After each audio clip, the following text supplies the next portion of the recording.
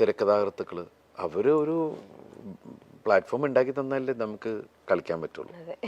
എനിക്ക് വേണ്ടിയിട്ട് ഉള്ള കഥാപാത്രങ്ങൾ അവർ സ്റ്റിച്ച് ചെയ്തിട്ടുണ്ട്. അപ്പം ഞാൻ സിനിമയിൽ വരുന്ന സമയത്ത് എനിക്ക് പൊക്കമില്ല, വണ്ണമില്ല. ഞാൻ ഏതൊക്കെ ഇന്റർവ്യൂവിൽ പറഞ്ഞിട്ടുണ്ട്. പക്ഷെ എനിക്കൊരു 6-6 അടി പൊക്കമൊക്കെ ഉണ്ടായിരുന്നെങ്കിൽ തവിടുപൊടി പിന്നെ പണ്ടേ ഇവിടുന്ന് പോയിട്ട്. കാരണം ഞാൻ ചെയ്ത പല വേഷങ്ങളും എനിക്ക് ചെയ്യാൻ പറ്റില്ലായിരുന്നു. ഇപ്പൊ കുഞ്ഞുകൂനനോ ചാന്തുപൊട്ടോ മായമോഹിനിയോ അങ്ങനെ പച്ചക്കുതിര എന്ന് വെച്ചാല് അതല്ല, ഒരു നോർമൽ രീതിയിൽ നിന്ന് മാറുമ്പോൾ നമ്മള് ഇയാളെന്തേ കാണിക്കണേ എന്നൊക്കെ തോന്നിക്കഴിഞ്ഞാൽ നമ്മള് പക്ഷെ അല്ലാത്തൊരു നോർമലായിട്ട് നമ്മുടെ നോർമൽ ഒരാളാണ് ഞാൻ. അപ്പൊ ആ ഒരു നമ്മൾ കൺമുമ്പിൽ കാണുന്ന കഥാപാത്രങ്ങളിലൂടെയാണ് നമ്മൾ പോയിക്കൊണ്ടിരിക്കുന്നത്.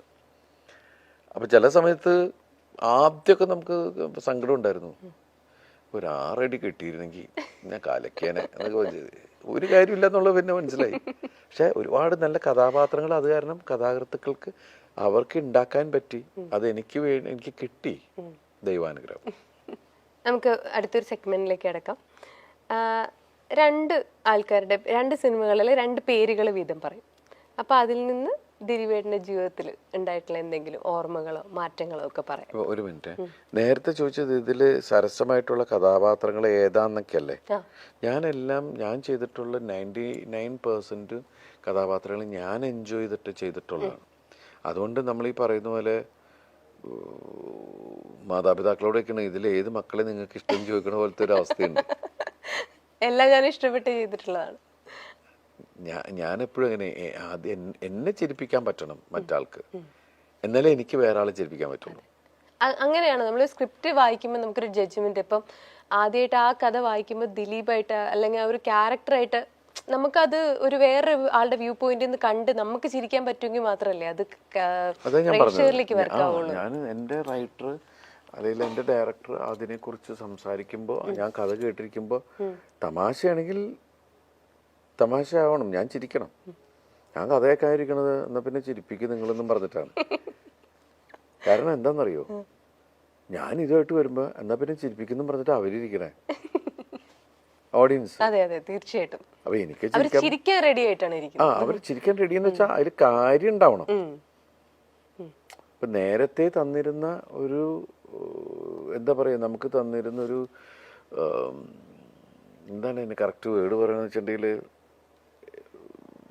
റിസപ്ഷൻ എന്ന് വെച്ചാല് ഒരു പരിഗണന എന്നൊക്കെ പറയില്ലേ. ഇപ്പൊ എന്തെങ്കിലും തമാശ പറഞ്ഞാലും ആ പോട്ട് ചിരിച്ചു വിട്ടേക്കാം എന്ന് പറയാം. പക്ഷെ ഇപ്പൊ എന്ന് വെച്ചിട്ടുണ്ടെങ്കിൽ അതിന്റെ ഇത് കൂടി. കാരണം എന്ന് വെച്ചിട്ടുണ്ടെങ്കിൽ ഉത്തരവാദിത്വം കൂടി എന്ന് വെച്ചിട്ടുണ്ടെങ്കിൽ നമ്മള് ദൈവമേ ചിരിക്കണേ. കാരണം എന്ന് വെച്ചിട്ടുണ്ടെങ്കിൽ കരയിപ്പിക്കാൻ എളുപ്പാ. നമ്മുടെ പ്രാരബ്ധം പറഞ്ഞാൽ മതി. ചിലപ്പോൾ സങ്കടമായിട്ട് കരയും. ചിരിപ്പിക്കൽ വലിയ പണിയാ. അത് ചിരിപ്പിക്കുന്ന ആരാണെങ്കിലും ഞാൻ ഭയങ്കരമായിട്ട് ചിരിക്കാൻ ആഗ്രഹിക്കുന്ന ഒരാളാ, മനസ്സിലായില്ലേ? അപ്പോൾ ഈ മിമിക്രിയിലെ മിക്ക ആൾക്കാരുടെയും ഫാനാണ് ഞാൻ. എപ്പോഴും ഇവരുടെ ഓരോ കാര്യങ്ങൾ കണ്ടിട്ട് തന്നെ പിന്നെ ഞാൻ വിളിച്ച് പറയും ചെയ്യും. അവരുടെ ഷോർട്ട് ഫിലിം കണ്ടാലും മറ്റു തമാശകൾ കണ്ടാലൊക്കെ വിളിച്ച് പറയും.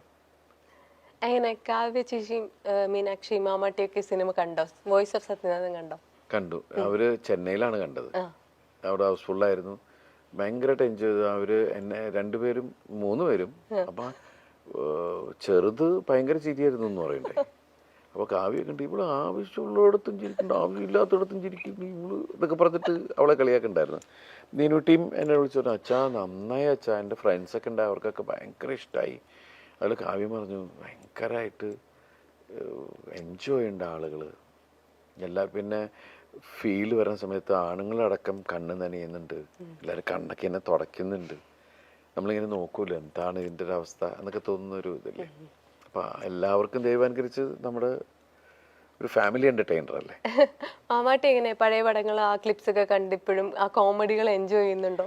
മാമാട്ടി ശരിക്കും പറഞ്ഞാൽ ഈ അടുത്ത കാലത്താണ് നമ്മുടെ സിനിമകൾ കാണാൻ തുടങ്ങുന്നത്. അങ്ങനെയാണ് ഇവള് എൻജോയ് ചെയ്യുന്നത് കണ്ടപ്പോഴാണ് നമ്മൾ ഓരോ സിനിമകൾ കാണിക്കാൻ. അപ്പൊ മായമോഹിനി കണ്ടപ്പോ അച്ഛൻ എന്തൊക്കെ കാണിക്കണേ എന്നൊക്കെ ചോദിച്ചു. അങ്ങനെയൊക്കെ ഉള്ള സാധനങ്ങളൊക്കെ ആയി. ആൾക്കിപ്പോ ഈ ഒക്ടോബർ ആകുമ്പോൾ 5 വയസ്സാവും. അതെ. അതെ. അപ്പൊ സിനിമ കണ്ട് ആ കോമഡി ഒക്കെ മനസ്സിലായി തുടങ്ങിയിട്ടുണ്ട് ഇപ്പൊ എന്തായാലും. അപ്പൊ ഇനി ഒരു ഫാനോടെ, ഒരു സ്ട്രോങ് ഫാനോടെ വന്നിരിക്കുകയാണ്. ഓക്കെ, അപ്പം ഈ പടങ്ങളെ കുറിച്ചൊക്കെ പറയുമ്പോൾ അല്ലെങ്കിൽ ഈ ആളുകളെ കുറിച്ച് പറയുമ്പോൾ ദിലീപേട്ടന് ജീവിതത്തിൽ ഉണ്ടായ ഒരു മാറ്റം എന്താണെന്ന് പറയാം. സല്ലാപം, കഥാവിശേഷൻ, ഈ 2 പടത്തിൽ നിന്നും ദിലീപേട്ടന് ഉണ്ടായ ഒരു മാറ്റം. സല്ലാപം ശരിക്കും പറഞ്ഞാൽ എൻ്റെ ജീവിതത്തിൽ ഒരു ടേണിംഗ് പോയിന്റ് ആണ്. ആസ് ആൻ ആക്ടർ ഉറപ്പായിട്ടും അവിടെ നിന്നാണ് എൻ്റെ ഒരു പലരുടെയും വിചാരം അതാണ് എൻ്റെ ആദ്യത്തെ പടം സല്ലാപം. അതിന് മുമ്പുള്ള പടങ്ങൾ ചിലപ്പോൾ അവരുടെ അത് അത്രയും ജനഹൃദയങ്ങളിലേക്ക് ഇറങ്ങിച്ചെന്ന ഒരു കഥാപാത്രം. പിന്നെ കഥാവിശേഷം എനിക്ക് ഇഷ്ടപ്പെട്ട സിനിമകളിലൊന്നാണ്. ചന്ദ്രേട്ടൻ്റെ, എനിക്ക് തോന്നുന്നു ചന്ദ്രേട്ടൻ്റെ മകന് ഫീൽ ചെയ്ത ഒരു ഇൻസിഡന്റിനെ ബേസ് ചെയ്തിട്ടുണ്ടാക്കിയൊരു കഥയാണ്. ഞാൻ ഇപ്പോഴും എന്തൊരു മൂഡാണ് ആ പടം. ഇയാളുടെ ഒരു ട്രാവലിങ്, പല ഭാഷയിലുള്ള ആളുകളും, വേറൊരു അയാൾ ഒളിപ്പിച്ചിരിക്കുന്ന ഒരു മിസ്റ്ററിയും.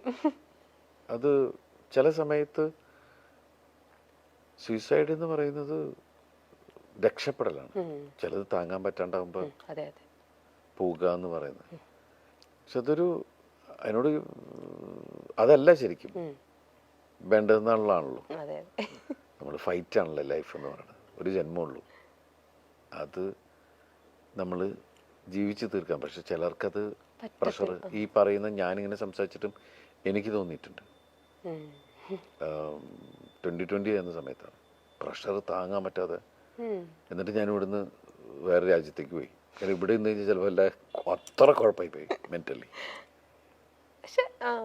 എന്നുവെച്ചാൽ ഒന്നും നടക്കുന്നില്ല, ഒന്നും നീങ്ങുന്നില്ല എന്ന് തോന്നുമ്പോൾ ഉള്ള ഒരു, നമുക്ക് ഇത് എല്ലാവർക്കും ഉണ്ടാവുന്നതാണ്. പക്ഷെ ഇപ്പൊ തോന്നും അങ്ങനെയല്ല, അതൊരു പരിഹാരമല്ല. കാരണം നമ്മളെ ഡിപ്പെൻഡ് ചെയ്തിരിക്കുന്ന ഒരുപാട് ആൾക്കാരെ ഇരുട്ടിലാക്കിയിട്ട് നമ്മൾ രക്ഷപ്പെട്ടു. അത് ശരിയല്ല എന്ന് തോന്നുന്ന ഒരുപാട് കാര്യങ്ങളുണ്ട്. കഥാവിശേഷം പോലത്തെ ഒരു സീരിയസ് പടത്തെ കുറിച്ച് പറഞ്ഞപ്പോൾ ചോദിക്കട്ടെ, നമ്മൾ ചിരിപ്പിക്കുന്ന സിനിമകളാണ് ദിലീപേട്ടൻ്റെതായിട്ട് നമ്മൾ കൂടുതൽ കാണുന്നെങ്കിലും ഒരു ക്രൈം ത്രില്ലറിന്റെ ഒക്കെ പോലത്തെ ഭാഗങ്ങളിൽ നിന്നും ദിലീപേട്ടൻ അങ്ങനത്തെ കഥകൾ എപ്പോഴെങ്കിലും കേൾക്കുന്നുണ്ടോ? അങ്ങനത്തെ കഥകളിൽ ഇനി ദിലീപേട്ടനെ കാണാൻ പറ്റുമോ? ഉണ്ട്. ഞാനിപ്പോൾ 1-2 സിനിമകൾ അങ്ങനത്തെ കമ്മിറ്റ് ചെയ്തിട്ടുണ്ട്. മീൻസ് ഒരു ആക്ടറെ സംബന്ധിച്ചിട്ട് എല്ലാ ജോണറും അങ്ങനെ പോവുക എന്ന് പറയുന്ന ഇതില്ലേ. നമ്മൾ ഏതൊരു സംവിധായകൻ്റെ അടുത്ത് ചെല്ലുമ്പോൾ ആ സംവിധായകൻ്റെ മുമ്പിൽ ഒരു വെള്ള പേപ്പറായിട്ട് പോവുക. അയാൾ അദ്ദേഹത്തിൻ്റെ രീതിക്ക് അദ്ദേഹം വരച്ച് അതിനെ സ്കെച്ച് ചെയ്യുക എന്ന് പറയും. അപ്പോൾ അതാണ് നമ്മുടെ മനസ്സിലാഗ്രഹം. എനിക്കറിയാം ജനങ്ങൾ എന്നിൽ നിന്ന് കൂടുതൽ എൻ്റർടൈൻമെൻറ്റ് സിനിമകളാണ് ആഗ്രഹിക്കുന്നത്. എനിക്കും ചെയ്യാൻ അതൊക്കെ തന്നെയാണ് ഇഷ്ടം. പക്ഷെ എന്നാലും എല്ലാ തരവും നമ്മൾ ചെയ്യണം. അതെ. ഈ 2 വ്യക്തികളെ കുറിച്ച് പറയുമ്പോൾ അവർ ജീവിതത്തിൽ കൊണ്ടുവന്നിട്ടുള്ള വലിയ മാറ്റങ്ങൾ. കമൽ, ലാൽ ജോസ്. കമൽ സാറ് എൻ്റെ ക്യാമറയുടെ മുമ്പിലാണ് ഞാൻ ആദ്യം തന്നെ മീൻസ് സ്ക്രീനിൽ എന്നെ കാണുന്നത്. പിന്നെ എൻ്റെ ഗുരുനാഥനാണ്. കാരണം വെച്ചാൽ ഞാൻ അദ്ദേഹത്തിൻ്റെ കൂടെയാണ് വർഷങ്ങളോളം ഉണ്ടായിരുന്നത്. എനിക്ക് 8-9 ഫിലിം ഞാൻ ഇപ്പോഴും കിടന്ന് ഞാൻ കമൽ സാറിൽ ആ ഒരു ഇതിൽ കണ്ട ക്വാളിറ്റി എന്ന് വെച്ചാൽ, ബോസ് ചിലപ്പോൾ താഴെയുള്ള ഒരാളെ വെച്ച് പടം ചെയ്യണം നിർബന്ധമില്ല, അസിസ്റ്റന്റിനെ വെച്ചിട്ട്.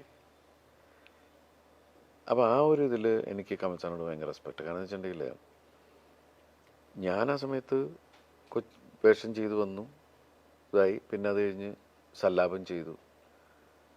സാർ എന്നെ വെച്ചിട്ട് ആദ്യമായിട്ട് ഇൻഡിപെൻഡൻറ്റ് ഹീറോ ആവുന്ന ഒരു പടം അതാണ്. പിന്നെയാണ് കല്യാണവും സൗന്ദര്യവും ഒക്കെ പറഞ്ഞത്. അദ്ദേഹം ഇപ്പോൾ വീണ്ടും അവരിപ്പോൾ ഷൈനിനെ വെച്ചിട്ട് സിനിമ ചെയ്യുന്നുണ്ട്. അപ്പോൾ ആ ഒരു ഈഗോ എന്ന് പറയുന്ന സാധനം ഉണ്ടല്ലോ, ചില ആൾക്കാരെ നമുക്ക് പറയാൻ പറ്റൂല. മനുഷ്യനാണ്.